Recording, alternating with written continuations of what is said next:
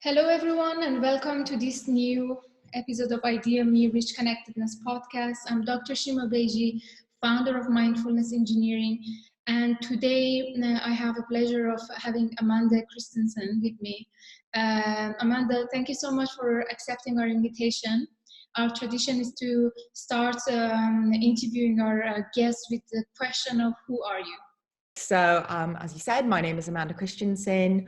I am a recent graduate of a master's degree in media communications and critical practice, and I also work as a content creator. So I originally started studying neuroscience back at UCLA in 2013 because I'm really fascinated and interested with how the brain works. And from there, I realized that I wasn't necessarily being stimulated creatively. So I moved on to a degree in screenwriting and producing at Regent's University, and then kind of combined those two interests in how the brain works and how people kind of interact with one another and the kind of psychology behind that with my love of film and content and media, and use that to work towards my research in media communications and critical practice.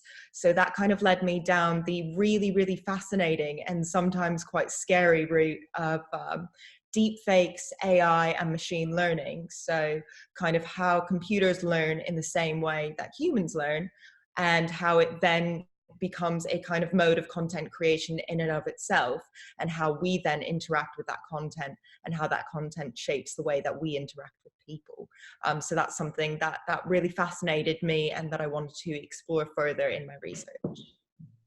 Thank you. To really kind of, I think, go deep into what you do, because it's such an interesting topic. When I read your master's thesis, especially about this idea of how our basically our exposure to this artificial intelligence and all sensors, and as the public access to ways of modifying stream of information is basically increasing, really this challenge of finding the truth from fake and how we kind of navigate our way in this very complex world of information. So that was really interesting when I read your work, and I put some part of your work also online for our audience so that they can really have more information about what you do. Can you give us a little bit of context about what is deepfake? Yeah, of course. So deepfakes are kind of a catch-all term for computer-generated video content. So that's basically a video of someone saying or doing something that they've never actually said or done. So the way this works is through machine learning, and a specific subset of machine learning in regards to neural networks and generative adversarial networks. So it works with two different networks that work with and against each other. So the first network is the generator. So when you input all of this information and data, you use photos and videos of whoever you want to try to recreate or animate it to say whatever you want. So you feed that in, and the generator kind of reads through all of that information quite quickly, and then tries to spit out versions that imitate or recreate the image of this person with the information that you wanted to say. And then you have the second network, which is the discriminator, which kind of acts as a checkpoint that goes back and forth saying, okay, no, this part doesn't convince me, this part doesn't convince me. And it's only until the discriminator is fully convinced that this is an actual video of the input data recipient, say a celebrity or a president or a prime minister, that it then kind of produces this deepfake video. So you can trace its roots to early forms of special effects in videos. So this isn't necessarily a new thing, as it's come about through CGI, but where it becomes kind of new and novel is through this GAN system, the generative adversarial network, and how it's completely generated from just pure images and videos that anyone can download offline. Given that this concept of deepfake already existed, what is it that makes it so controversial today in 21st century that a lot of people are speaking about it. Why at the time that actually it was being used in special effects or movies and other, I think also advertisement, why it wasn't at the center of attention or at basically forefront of discussion in artificial intelligence discussion? So previously, when it was in special effects, it was just in the realm of fiction and advertising. So it was already in that context of being a fictional element. What makes it so scary today is that A, the products that are being produced are more and more convincing, and B, they're being produced without being put into that fictional context. So they're being just thrown out into the world, often intentionally, to mislead people. So this becomes a problem when you look at, say, for example, political elections. For example, the general election that we just had here in the UK, 1 month before the election was to take place, there was a video that was released of both Jeremy Corbyn and Boris Johnson appearing to endorse one another for Prime Minister, which seemed really, really backwards. And only after the fact was it revealed that these were actually deep fakes that were created with the intention of kind of demonstrating the potential negative effects. Because, say, for instance, if these videos had been released the night before the election, or potentially saying worse things that could be labeled as slanderous, this could ruin people's careers, it could ruin people's reputations. And with the way that we digest social media, everything is so instantaneous. There's not a lot of time for news reporters and for journalists to go in and fact check, lest they be the one to kind of be behind the news. So a lot of the time, this information is put out and sold as truth, and it has the potential to damage reputation before there's actually time to fact check and correct the information that's been released. So in a way, there are basically different streams of basically actions behind deepfake. One is that basically it fabricates the space of information, and on the other hand, it really affects the way that people really shape the perception of reality. Is this kind of a correct way of formulating deepfakes? So there are two forces underneath. There is one shaping and manipulating and fabricating information, and there is another one really changing the perception of people. Exactly. So it's kind of a two-step process. So like you said, there's the one that shapes information, but as deepfakes become more and more prevalent, it opens up a kind of twofold system. So one, if deepfakes become really commonplace, which is quite easy because it's an open source software that anyone can download for free. So it's just a matter of having the time and the data to input. If this becomes more kind of widespread and becomes general knowledge, and more deepfakes are produced, then it's not only a problem for those specific events that are being put out as deepfakes and being presented as real. Those are kind of the short-term adverse effects. The longer-term adverse effects is that videos in general can be easily cast aside as fakes. And you're already seeing that happen with news stories and news reports, with the kind of popular term coined by Donald Trump as fake news.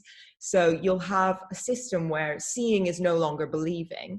And on the flip side of that, it also opens up the liar's dividend. So when there is incriminating video evidence of, say, a politician, a public figure, or your everyday individual, people can easily say, oh no, this is a fake, I never did this. So it has the potential to completely change the way that we use video evidence in the court of law, and as well as kind of understanding anything as being truth. So we're moving from this system of seeing is believing to I can't really trust anything unless I've seen it firsthand.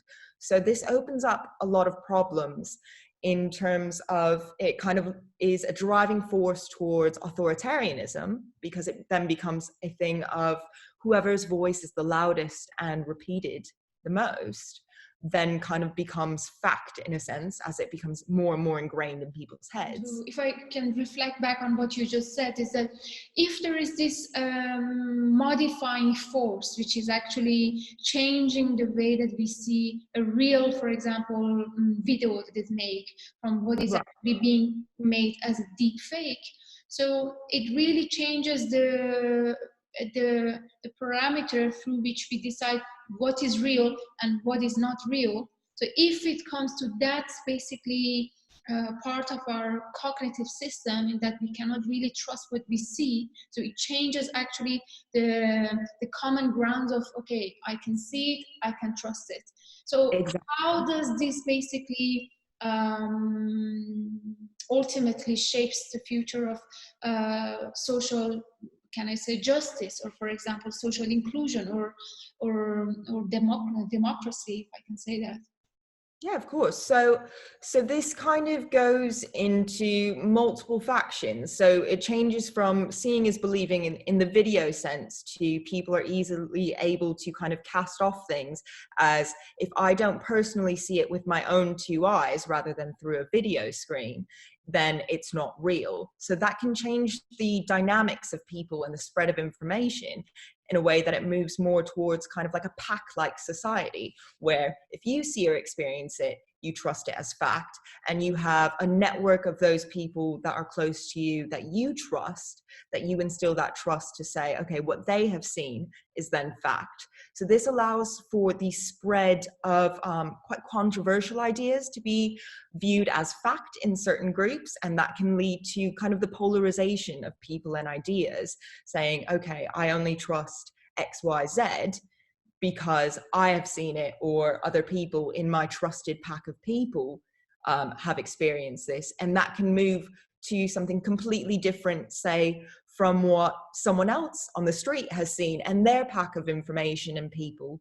So it kind of changes the way that we interpret the truth. And that's why as early as the 1980s, Baudrillard said that we've moved into the post-truth era, and that was even before the invention of social media. So even before kind of we were spreading this information instantaneously, there was the fact of the matter that because we're producing this fictionalized content that is so indiscernible from real life, truth then becomes an equal weight of non-truth or any kind of falsified information, which puts it on exactly the same level, which means basically people will only believe what they want to believe, and can kind of further separate people into these echo chambers and filter bubbles that a lot of people talk about in regards to social media. And the thought that just basically not just crossed my mind is that, could it be that this emergence of deep fake to the level that we see it right now, in a way has some relationship with today's state of society, that basically we're challenged by so many different levels of change that are happening? Could it be that our basically mechanism of adaptation mechanism with the reality, with this degree of change, puts us in a vulnerable state, in that we want to basically grasp reality and have stability, so we prefer to actually have more context formed via virtual space, or information that we have from internet, rather than just really trusting on our own senses and looking around and seeing what is happening. So could it be an element of instability playing in that space? Definitely. It could definitely be an element of instability and in turn escapism, where people are able to artificially manufacture the world that they want to believe in. And those ramifications can then seep into forms of government, forms of legislation, people's careers, people's interpersonal relationships as well. We're seeing an increase of not just deepfakes created of prominent political figures and celebrities, but we're also seeing everyday individuals having deepfakes created of them, which are kind of ruining their career advancements as well. So people kind of now have the power, if they do want to go and create deepfakes, to really affect other people's lives and kind of create the world that they want to see physically, but then also in a sense they could create this artificial reality that supports whatever truths that they want to believe, so they can perpetuate their own ideals and their own realities that aren't necessarily represented in the actual physical world, and then kind of perpetuate that and share that with their own group of people that have those same ideals. So this could be potentially quite dangerous for people in extremist groups to further solidify their beliefs and further sell their beliefs to other people. I think that is quite scary, actually, because what you're describing is that like a superposition of an alternative reality competing with what exists, and Exactly. really, I think putting especially young people, I think, at such I think peculiar position of really deciding what what kind of frame of reference they need to refer to, especially for, I think, the young generation. Um, what are the ways to prevent or even control or steer the direction of deepfake, or how can we protect ourselves, even if there is such level of basically authentication of and verification of what we see from what is real and what is fake, and it's so difficult to really distinguish between them? How can we protect ourselves? This is where it gets a little bit scarier, unfortunately. Legislation as well as detection technologies will always be reactive rather than proactive to the developments that are being made. So a good example of this is a few months back, the Open University of Israel released a paper stating that they now have developed the technology to create deepfakes in real time. So rather than taking, say, currently it's about 10 hours for the open source version where you can create a deep fake. Now you can have something in real time. So you could say intercept a debate. You could have something on Facebook Live going on at the same time as whatever you kind of want to intercept and intercede. And the reason why they published this paper is because they want lawmakers and policymakers, as well as kind of heads of social media channels and kind of digital enforcers, to have this information before it gets released to the general public, so that they can create the tools that would then detect and prevent potentially damaging and harmful information from spreading. So on the one hand, you have things like that, which are good, and giving lawmakers and legislatures the chance to develop ways of combating this. But then on the other hand, because the technology is open source, it's always going to be changing, it's always going to be advancing. And Facebook released about a week ago saying that they were banning deepfakes from the site, which is great in theory. However, it's near impossible to do in practice, simply because the tools to detect these deepfakes do not exist at the same rate that the technology itself is advancing. So I feel like we're always going to be one or two steps behind, which means there will be a window of time that hopefully over time will become shorter and shorter, but there always will be a window of time where deep fakes can have really adverse effects on individuals as well as society as a whole. I think quite scary, as you said. So it makes me question, who are the people that are benefiting from these videos and contexts? Who really wants to have, can I say, like the upper hand, or a say in virtual space by creating these things? Are there any potential, are there any specific group of people who are really looking to create these things? Or you can basically find the general public and people who just basically don't have anything to do, and they find this and they're excited, it's a new technology, they want to make it, it's fun. So who are the real people who can be the potential producer or main producers of these videos? Yeah, so that varies. So you can have kind of the most obvious ones would be political opponents that stand something to gain against their competitors. So if, say, I were running for office or for some sort of prominent position, and someone from my team released a deep fake of my opponent, that could serve me really well in an election. There's also people who use this to damage people's reputations. There's a lot of things like revenge porn that had kind of a big spell a few years ago. That has now reached the deep fake world as well, where people are creating pornographic or other slanderous materials of ex-partners or ex-bosses, people in their lives that they feel have done them wrong in order to damage their reputation. So in a lot of ways, it's kind of a power control. And then you have some people who just kind of want to perpetuate their own version of reality or their own belief system so that it spreads even further.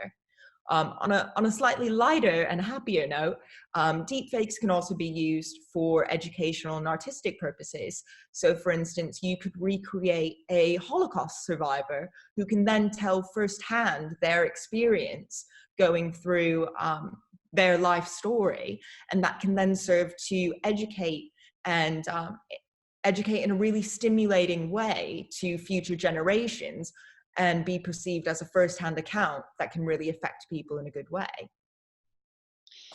That is very interesting. So there are these basically multiple strands of forces behind this, and I think cues for that.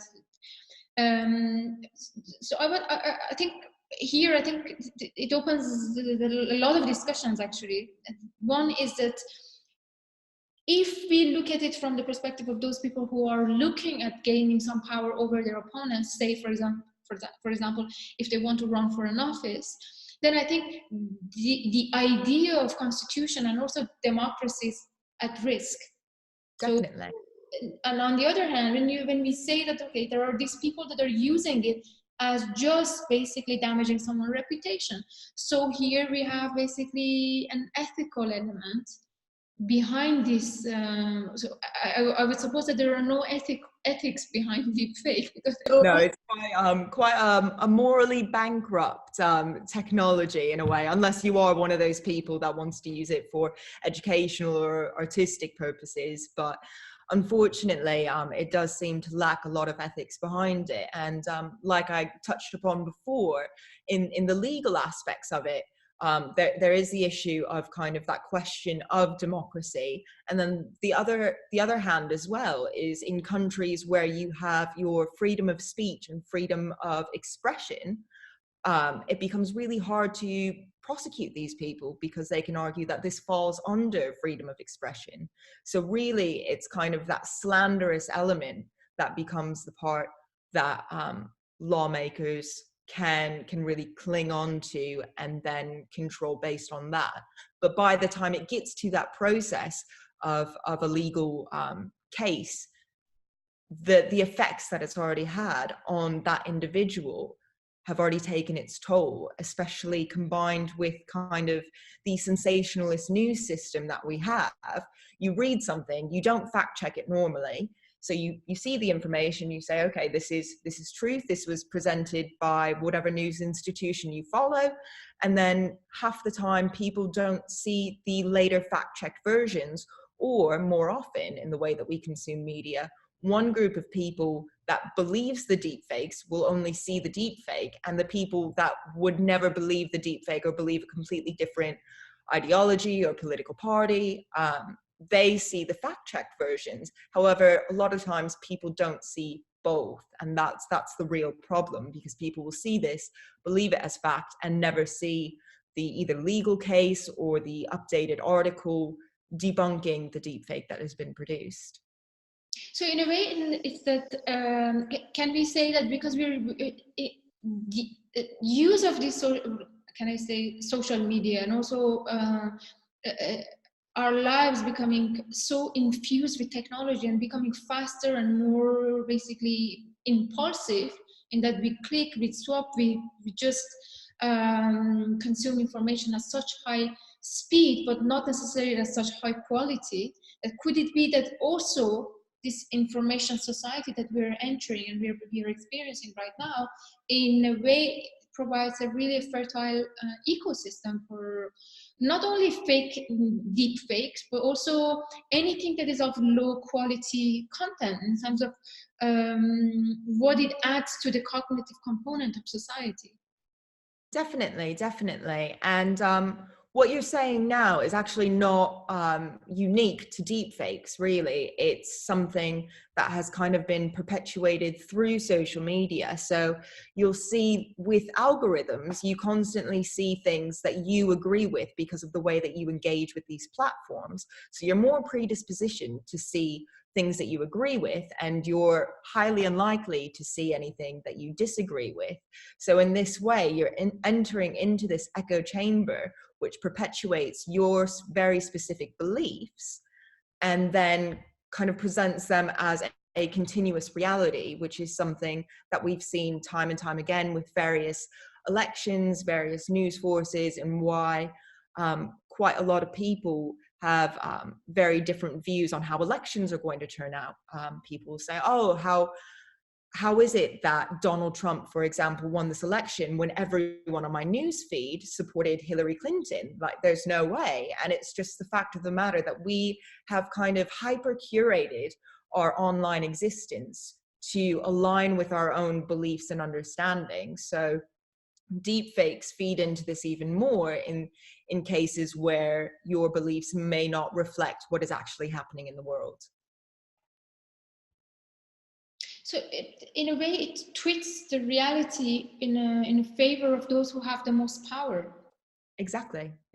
And that's why it opens the door to authoritarianism, because it is, at the end of the day, a power control, whether that be on a person by person level, say, for instance, if someone releases a deep fake of an ex-partner, or that could be on a societal level where it's a political party trying to gain control of a country. And it can even lead to wars between countries as well. If, say, a video was released of government officials having specific conversations about another country, and that can lead to really massive and terrifying problems in terms of global politics. So given this level of complexity and impact that it can have on geopolitical also landscape, what are the steps that the governments and officials can take in response to deepfake, fake news, and any content that is produced to shift and change the perception of reality towards certain kind of ideology or certain direction? What are the steps, or what are some solutions that you can suggest? I think probably the best solution would be for a way for algorithms on all social networks and search platforms as well to prioritize fact-checked information, so that when you are looking something up or something does become debunked, you're seeing that as well as whatever you're seeing in your feed. So if there's a way for institutions like Facebook to prioritize that information and make sure that that's seen across all profiles rather than just the carefully curated ones that agree with your interests, then that would have a much better effect, because people would be exposed to the quote unquote truth, rather than just things that align with their beliefs or false information. In regards to things that lawmakers and government officials can do, potentially you could crack down on the open source nature of it, but I think with the advancements of the internet, essentially people will always be developing this technology further and further. So I think it's just a matter of working with those people developing the technology so that they're constantly at least slightly less steps behind, rather than where they are now, where it's completely reactive and taking months and months to be able to say, wait a minute, this isn't actually correct, so that there's less time for this fake information to have an effect on society. So I'd just say it's about prioritizing fact-checked information and working closely with the software developers in order to stay at the same level. And how can these two steps be communicated with people and general public? So I think the more people know about deepfakes, the better, because then they will be able to know that they need to take independent research and look beyond just the immediate information presented to them. But on the flip side of that, the more people know about deepfakes, the easier it is to cast off actual videos as deepfakes as well. So it's kind of a double-edged sword in that regard. So in a way, we're really at such a special, I think, position right now, because the more you educate people, the more is the danger of actually producing more contexts like that. And also the less you educate people, the more you're vulnerable in actually spreading fake news or fake contexts. Do you think I mean, do you think, or can I, like, the thought that comes in my mind is that, could it be that at this level, at this stage of humanity, we need to revisit our morality or ethics and value systems to rethink where are we heading as global society? They kind of mimic the natural adaptation of bacteria or virus with the host. So they basically learn from each other and adapt. So maybe there is the way to forward is to rethink where are we going as humanity. Definitely. I think it's kind of a twofold scenario where first people need to kind of move away from the more commonplace way that we perceive information. So moving away from, I saw this headline tweeted, so this is real, or I saw this article on Facebook, or I saw this video on Instagram, so this is real. I think people need to take on a lot more responsibility in regards to verifying information and creating their own belief system and not just taking everything at face value. That's where this deepfake technology, that's where its power lies in the way that we consume this media and believe everything and don't go the step further to say, wait, did this actually happen? Is this actually real? On the other hand, like you said, in the way that we educate people about it, there is that problem where people can cast aside. And that's where it really comes into the ethical and moral problem, where it's only a problem educating people if people doing bad things are able to cast aside what they've done as bad as fake. So if people didn't do bad things and people didn't kind of have that side to them, then educating people about deepfakes wouldn't be a problem at all, because then people would be inclined to do their own research. It's only when people have videos of them doing or saying potentially harmful things that it becomes a problem. Do you see that, where do you see right now the most space where deepfake is playing right now? In the political sphere, it definitely is the biggest one. And the kind of second biggest one is, unfortunately, fake celebrity pornography. There's quite a lot of online users that are creating and then selling pornographic videos of celebrities that they've just actually placed celebrity faces on top of videos that they've created. So I would say those are the two biggest spheres that we're seeing deepfakes in at the moment. For example, given that they want to create fake content, why do they need the face of real people? They could well really program some fake also faces. Why do they need a real face of someone that authentically exists and manipulated in something that is fake? What is the logic behind it? Because if you have the capability to create something even better, why do you need to basically have the face of someone or have the reputation of someone attached to the content that you're creating? So in the political sphere, it's more about kind of reputational damage, so pinning you against your opponent. In that way, it's quite straightforward. When you come into the realm of deepfake pornography, the main reason I would guess that people are creating it is for monetary value. If someone generates a fake face of someone, that's not going to sell as much as, say, Scarlett Johansson or Ariana Grande or some big figure that have a lot of public sentiment towards. So it's that kind of playing off the value of an individual person in the public sphere. It's quite complex, I think, chain of demand and consumption, isn't it? So it's a very, very strange and very, I think, interdependent. So on one hand, you can raise value in terms of monetarily for some group. On the other hand, you have this damage to reputation. Again, you have people who really consume this content, I would guess, because I think there are interests for these things. So it needs a lot of, I think, management and also I think, collaboration between different groups of scientists, producers, and programmers, and many different lawmakers, many different sectors of society. How can we create a collaborative and rich connection between these people to help with spread of deep fake or deep content, fake content? I think this answer kind of lies in individual governments' cybercrime units. I think it needs to be treated at the same level as cybercrime, because you are, in effect, stealing someone's identity and perpetuating potentially slanderous or libelous information. So in that regard, I think if it's treated as cybercrime, when it's not being used for kind of sanctioned educational purposes, then in that way, programmers and engineers will be able to work quite closely with the government and stay kind of one step ahead. And if they work with software developers, then they can develop technology that will then be able to detect it at a much quicker rate.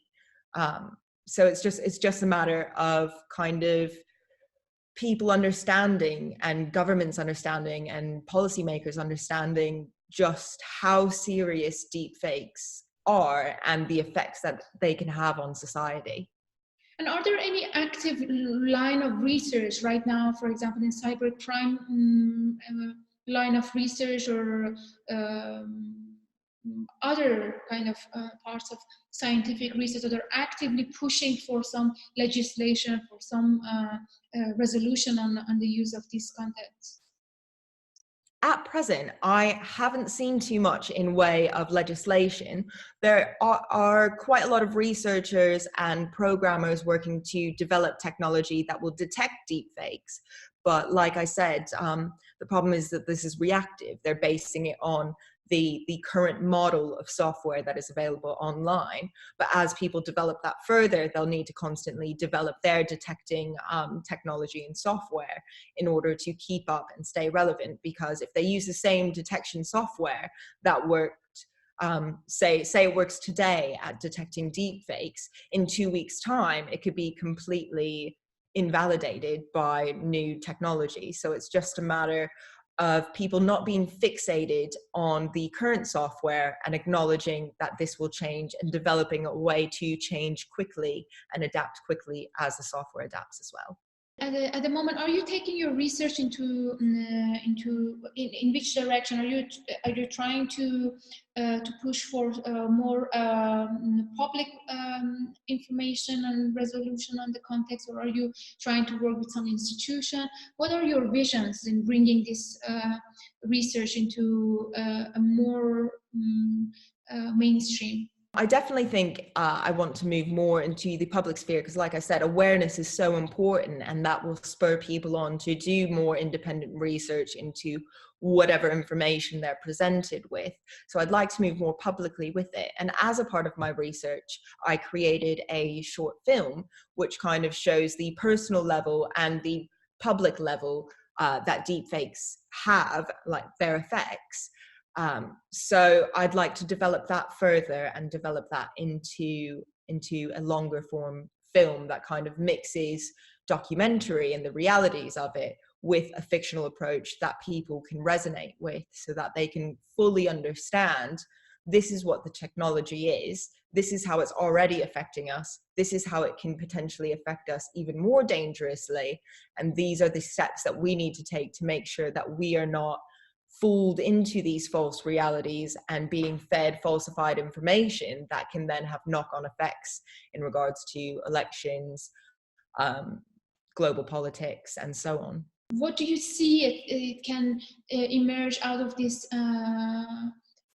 potential collaboration with other people? What is your main message? I want it to be a conversation basically saying that deepfakes are terrible and terrifying, not terrible necessarily, but terrifying technology that we need to be more aware of, be more vigilant about in doing our own research as well as detecting deepfakes, and really allowing there to be a conversation, particularly with policymakers, so that they can be more aware of it.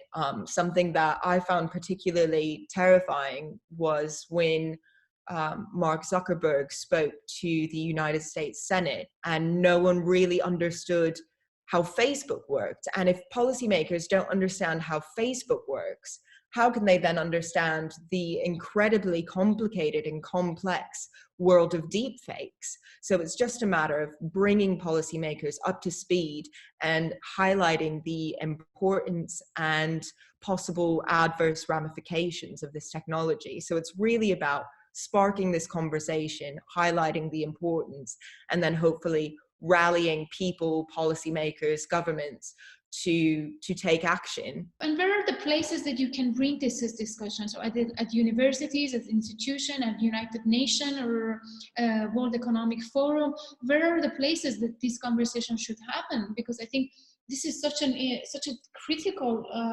information for everyone, really, for people, for policymakers, for business owners, for politicians, for governments.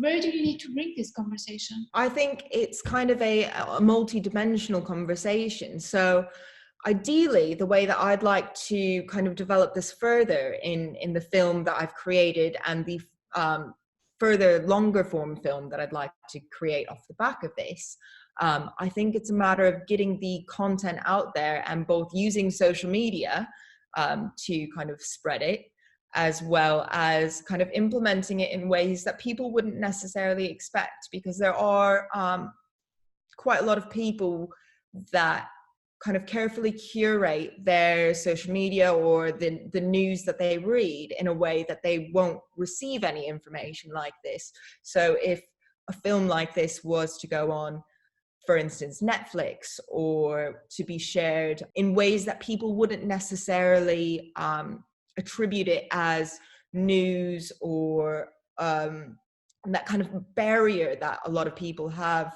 to scholarly information. I think if we present it in a way that's easily digestible and kind of shareable, and manipulating the same system that kind of gives this technology its dangerous power, then we can then spread news of this danger and how we can then combat it. Well, thank you very much, Amanda. I think this is such an interesting conversation. Unfortunately, we're coming close to our time today.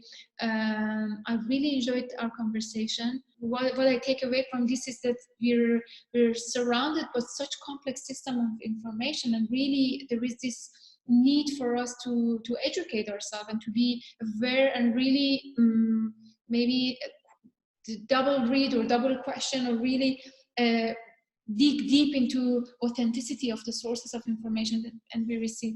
Do you have any final thoughts or final say, for example, for our audience? I would just say be vigilant about the media that you consume, and don't take anything at face value. If you have something particularly that's politically engaging, or about a prominent figure, or you see something that projects a very strong viewpoint, you need to be vigilant and do that extra step of fact-checking, researching, verifying that against other forms of information, and not just taking one source at face value. So it's really just kind of putting the power back in your own hands and informing yourself, rather than letting people tell you what is their version of the truth. Thank you very much, and thank you to the audience for listening to this episode and being with us. Thank you very much.